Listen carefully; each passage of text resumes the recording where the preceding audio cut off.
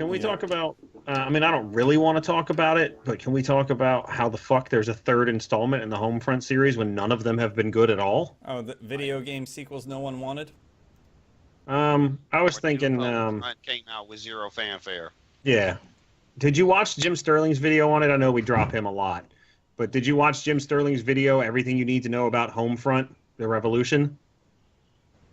It's just like 5 minutes of him showing you all of the glitches in the first 10 minutes of the game. I did not.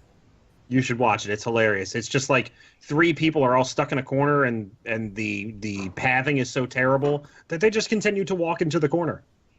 Wow. And like he looks down at a corpse, and depending on the angle, it's either like a human or a human with a fucking giraffe neck. I wanted the original Homefront to be good because I thought it was an interesting concept, and then it was mediocre at best. Mm-hmm. And mediocre games don't deserve sequels. Okay, so then you bring in the second one. I don't remember what that one was called. Revolution? No, Revolution's the third one. Oh, I don't remember. But all I know is they try to emulate the Red Dawn sort of thing.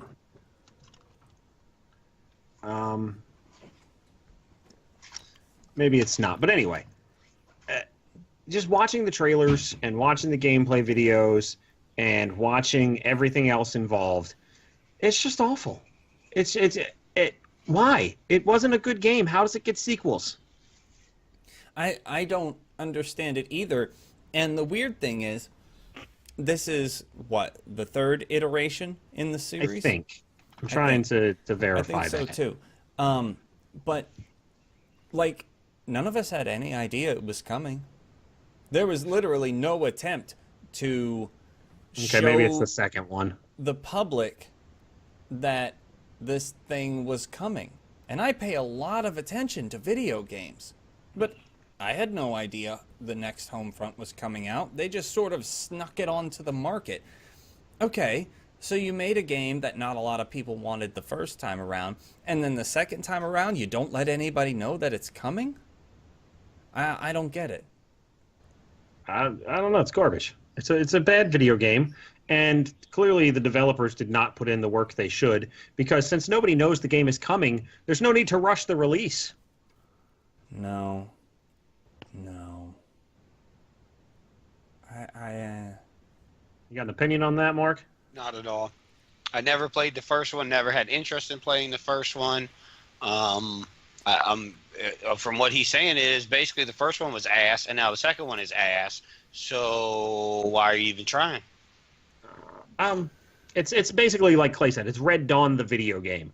All right, I'm gonna take a piss. So you could do a very good job on a Red Dawn, the video game. It'd be awesome. Yeah, maybe, except in this day and age, you've seen every grimy gray and brown military shooter with a predictable campaign. Green or gray and all that horrible shit anymore. Stop it. Exactly. So this is the wrong environment to publish. Look, do we need to bring back Technicolor? Is that what we need to do? Well, think about how refreshing was Battleborn. I mean, seriously. Oh, so bright and yeah, the big color palette and the out of this world explosions and all that good sort of stuff. It was so great.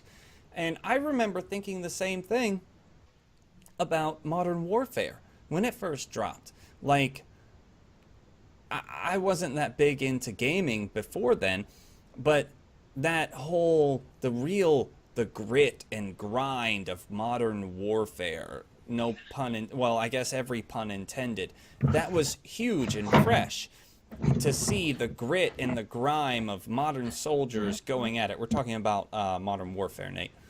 And now it's gotten to the point where you've seen so much of it. This is exactly the wrong time and environment to publish yet another grit and grime, gray and brown, generic shooter with predictable plot lines included.